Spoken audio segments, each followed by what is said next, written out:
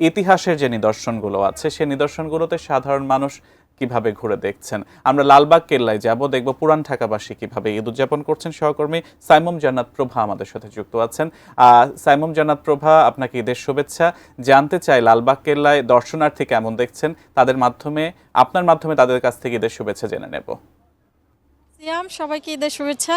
আজকে আমরা এসেছি লালবাগে এবং আমরা জানতে যে ঈদের পরের দিন আসলে বিনোদন কেন্দ্রগুলোতে দর্শনার্থীদের ভিড় কেমন রয়েছে। তো এখানে কিন্তু আমরা এসে দেখতে পেয়েছি যে এখন যদিও একদম দুপুর এবং রোদের তাপমাত্রা রয়েছে, তবে আমরা কিন্তু দেখতে পেয়েছি যে এখানে বেশ অসংখ্য দর্শনার্থীরা কিন্তু এসেছেন এবং তারা কিন্তু শুধু পুরন ঢাকায় না, বিভিন্ন জায়গা থেকে কিন্তু দর্শনার্থীরা এসেছেন এবং ঈদের দ্বিতীয় দিনটা তারা উদযাপন করতে এখানে পরিবার পরিজন বন্ধু বান্ধব নিয়ে তারা এসেছেন।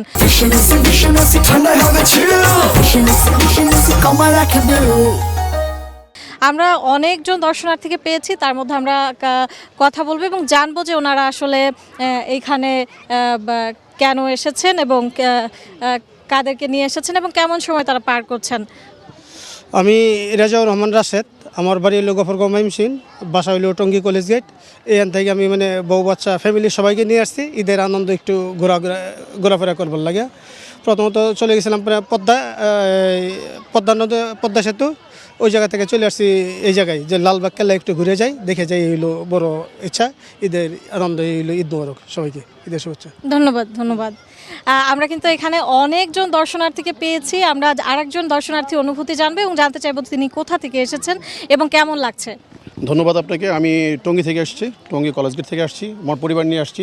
আসলে আমরা তো ঈদ ছাড়া বেসিক্যালি সময় পাই না। ঈদকে কেন্দ্র করে আমাদের পরিবারকে আমাদের সময় দেওয়া হয়। তো আমি ইয়েতে গিয়েছিলাম, আপনারা কি বলে আহসান মঞ্জিল, কিন্তু আহসান মঞ্জিল আজকে বন্ধ, 4 তারিখ পর্যন্ত বন্ধ থাকবে।